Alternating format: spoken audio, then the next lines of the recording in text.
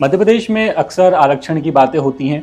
10 सूत्र लगातार अब तक उन मुद्दों को लेकर के भी आया है जिनमें आरक्षण को लेकर सवाल उठे और मामला या तो सुप्रीम कोर्ट पहुंचा या मामला जबलपुर हाई कोर्ट पहुंचा।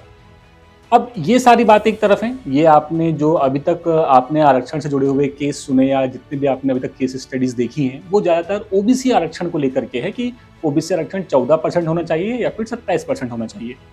लेकिन इन सब के अलावा अब जबलपुर हाई कोर्ट में एक अलग तरह का केस पहुंचा है और ये इस केस को हम अलग तरह का केस इसलिए कह रहे हैं क्योंकि ये जुड़ा तो सिर्फ एक व्यक्ति से, लेकिन इसको अगर आप व्यक्ति से जोड़ करके ना देखें और पूरा वो वर्ग है उस वर्ग से देखकर जोड़कर देखेंगे तो शायद आप इस बात को और अच्छे से समझ पाएंगे। नमस्कार, मैं हूं अतुल द्विवेदी और आप देख रहे हैं 10 सूत्र।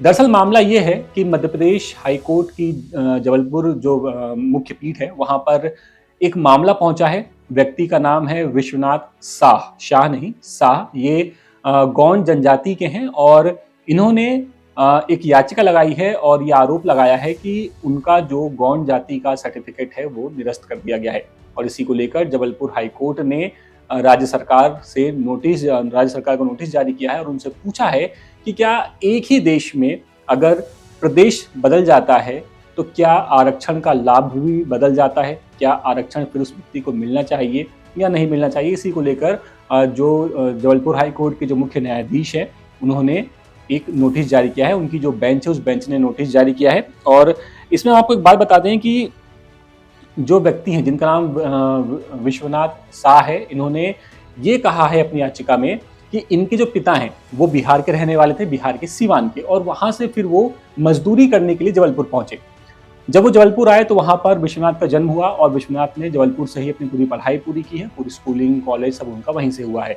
और उसके बाद एग्जैक्ट डेट मैं आपको बताऊं तो उनका 5 अगस्त 2025 को गौंड जनजाति का जो उनका सर्टिफिकेट था उसे रद्द कर दिया गया और इसे रद्द किया है राज्य स्तरीय उच्च शक्ति समिति ने। अब इसे रद्द किया गया और रद्द करने के पीछे ये तर्क दिया गया क्योंकि विश्वनाथ के पिता का जन्म मध्य प्रदेश के बाहर हुआ है, इसीलिए उन्हें मध्य प्रदेश में गौंड जनजाति का जो सर्टिफिकेट है वो जारी नहीं किया जा सकता। उन्हें यहाँ पर एसटी का, क्योंकि गौंड जनजाति एसटी में आती है तो उन्हें एसटी का लाभ यहाँ नहीं मिल सकता, ये कहा गया। इसी मामले को लेकर के याचिकाकर्ता जबलपुर हाईकोर्ट पहुंचे और जबलपुर हाईकोर्ट में उन्होंने ये दलील दी कि ये जो पूरा मामला है उसमें याचिका में कहा गया है कि ये संविधान के अनुच्छेद 14, संविधान के अनुच्छेद 16, 19(1)(e) और 21 के मौलिक अधिकार जो उनको दिए गए हैं उनके खिलाफ है।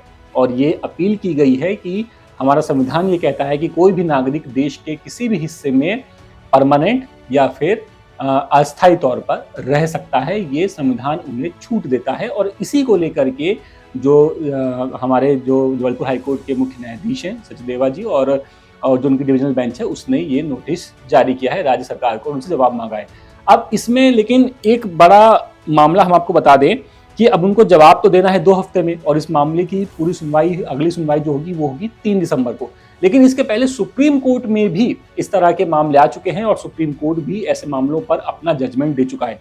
हम आपको 2 मामले बताते हैं एग्जाम्पल के साथ में। वो 2 मामले कौन कौन से हैं? तो पहला मामला जो सुप्रीम कोर्ट पहुंचा था वो था बीर सिंह बनाम दिल्ली जल बोर्ड केस 2018। इस केस में सुप्रीम कोर्ट ने कहा कि अनुसूचित जाति और अनुसूचित जनजाति का दर्जा राज्य विशिष्ट होता है, यानी राज्य का खास मामला होता है। अगर कोई व्यक्ति किसी राज्य में एसटी या एससी वाला है तो दूसरे राज्य में स्वतः वही दर्जा नहीं पा सकता। कोर्ट का कहना है कि राज्य की सामाजिक परिस्थितियों के हिसाब से ये जाति को एससी एसटी का आरक्षण दिया जाता है, इसीलिए दूसरे राज्य में वही फायदा नहीं दिया जा सकता। इसके अलावा 1994 में एक्शन कमेटी बनाम केंद्र सरकार के फैसले में भी सुप्रीम कोर्ट ने साफ किया कि अगर कोई व्यक्ति एक राज्य में एससी एसटी है तो दूसरे राज्य में जाकर उस राज्य के आरक्षण का फायदा वो नहीं ले सकता, भले ही जाति दोनों राज्यों में समान क्यों ना हो। यानी अगर गौंड जाति बिहार में एसटी में आती है और गौंड जाति मध्य प्रदेश में भी एसटी में आती है तो इन्हें फायदा नहीं मिल सकता विश्वनाथ को। ऐसा सुप्रीम कोर्ट के जो पुराने निर्देश है उनको देख करके चलें तो ऐसा ही लगता है। यानी साफ है सुप्रीम कोर्ट के फैसले को जबलपुर हाई कोर्ट शायद टाल नहीं सकता जब तक कि कोई विशिष्ट परिस्थिति ना हो। अक्सर ऐसा ही होता है कि सुप्रीम कोर्ट के फैसले हाई कोर्ट नहीं टालता। दूसरी तरफ आपको ये भी बता दें कि गौंड जनजाति को भारत में भारत में भी और मध्य प्रदेश में भी एसटी का दर्जा है, और मध्य प्रदेश में गौंड जनजाति क्योंकि एसटी में आती है, और एसटी को मध्य प्रदेश में 20% आरक्षण दिया गया है।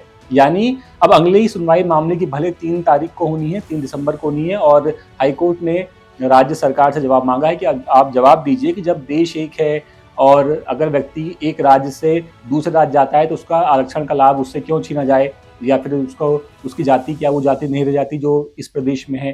तो इन सब मामलों को लेकर जवाब जरूर मांगा गया है, लेकिन पुराने निर्देश अगर हम देखें सुप्रीम कोर्ट के, तो उन्हें देख करके ऐसा लगता है कि शायद ये जो मामला है उतना परेशान सरकार को ना करे जितना बाकी आरक्षण के मामले सरकार को परेशान करते हैं।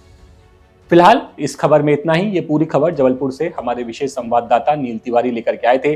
अपडेट्स के लिए आप बने रहिएगा द सूत्र के साथ, और मैं जल्दी आपसे मिलूंगा किसी और खबर में। तब तक कैमरा पर्सन बिलाल खान के साथ मैं अतुल द्विवेदी, द सूत्र, भोपाल। लेटेस्ट,